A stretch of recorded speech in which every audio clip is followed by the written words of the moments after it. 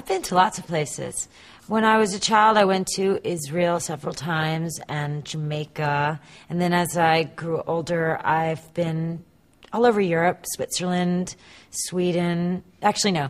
I've been to Switzerland, France, Paris and the south of France and the countryside, Spain, southern Spain, which was absolutely beautiful, London, Germany, Munich and Hamburg, the Bahamas, all over the States, South America to Ecuador.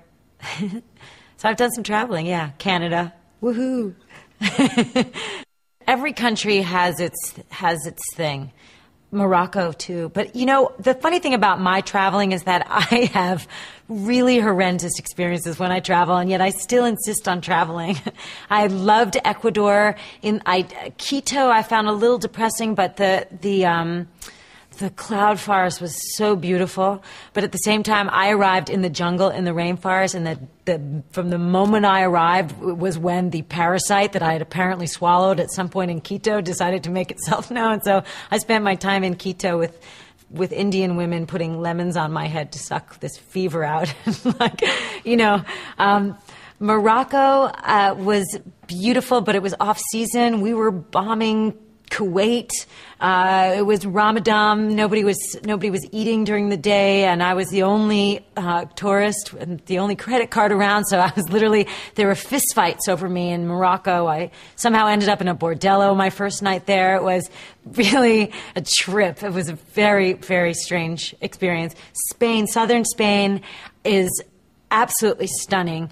When I was in southern Spain, it was this time of the year where el invierno comes. It's this wind, this insane wind that blows through southern Spain and topples cars and the roofs of churches, and people go flying. And as the wind got stronger and stronger, I was with my old friend, things got more and more tense in the house, and power's going out, and it all led up to New Year's Eve. I don't remember what year, but the power went completely out before New Year's Eve hit. And then we went to some party. It was pitch black, and at 5 of 12, the power came back on, and it was like somebody literally had left the needle on the record player, and it was like all of a sudden the world had begun again, and the wind had ended. It was very strange. France, Paris is absolutely beautiful. I've been there several times, and I've traveled down in the cliffs of Nice and down into Cap d'Antibes, and it's just stunning, absolutely stunning. And Libourne is beautiful in the lavender fields. There's just so many wonderful places to see.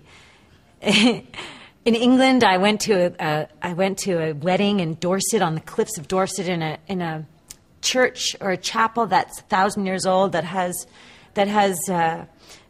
graffiti from the 1600s.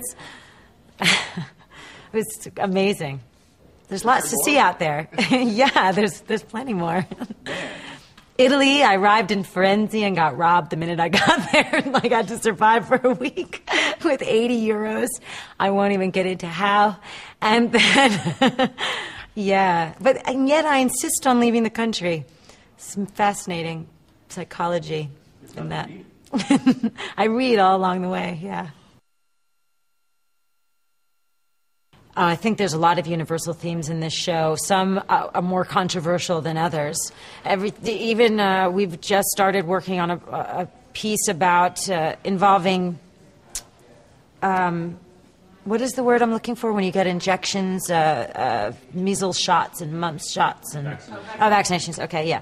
I think there are a lot of universal subjects that this show covers, and some will be more controversial than others.